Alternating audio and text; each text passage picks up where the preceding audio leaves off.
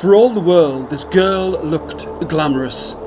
She loved the way that her hair flowed over her shoulders, her bright eyes would sparkle in the morn. But she was living in a place. It was a cave, by the side of a sparkling waterfall. Not many people would travel that way if they'd had the chance to look inside. It was not dark and damp and gloomy. It was comfortable. For this glamorous girl loved to have the best of everything. It glittered and gleamed inside. Everything was in its right place. And if it was not glamorous, then it looked fantastic. She travelled outside of that place, and as the sun was high in the midday sky, on this February day, she could see there was a steam upon the marsh from last night's rain. Victoria had been on the throne for a good full 30 years, and as she reached down in amongst the marshes, she could see some flowers, some mallows. Oh, some of you may know that taste upon your lips, teeth and tongue. But she pulled them by their roots from out of the ground and consumed the dirt and soil about the roots. For her, it was like a sweetmeat. She'd lived there for a long time, and over the top of that great waterfall there was a bridge. Now here was a place that no one would ever go, for they thought that it was lined by death. She had a number of animals that would skulk, sleek and sly into the town, and they would bring her something, a body that would be there and laying upon the bridge. And while she looked and smiled, she did not know that the owl, its body thin but its wings outstretched, she was being watched, not by an imp or a sweet pixie, but a devil child. Oh, many years ago there would be many spirits inside of the forests, but not all of them were good. This devil child had always envied the fact that she had so much beauty upon her skin, in her face, her hair, and her clothes. She watched as this beautiful girl bent down over this body, and she could see a small, salty tear slip from out of the corner of her eye.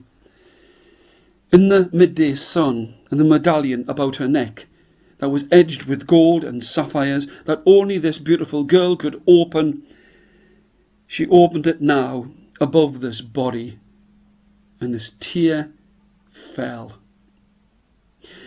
What this girl had always wanted was not money, was not fame, was not wealth, but the souls of humans. And this body that had been brought and lain upon the bridge was now too dead, too far gone, so that she could not take its soul. It was that the girl looked, and she would not let this tear fall from her chin and cheek. She grabbed it, and she placed it upon her outstretched tongue. It stung at her senses, and was not sweet like the mallow flower.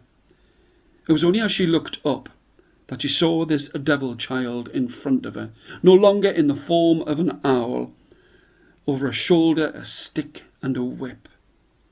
"Now, my sweet pretty girl, I see that you cry. I can take those tears away from you if you would wish." The girl thought. She'd always been in this place, and she knew what this devil child would want. She would want to take her beauty.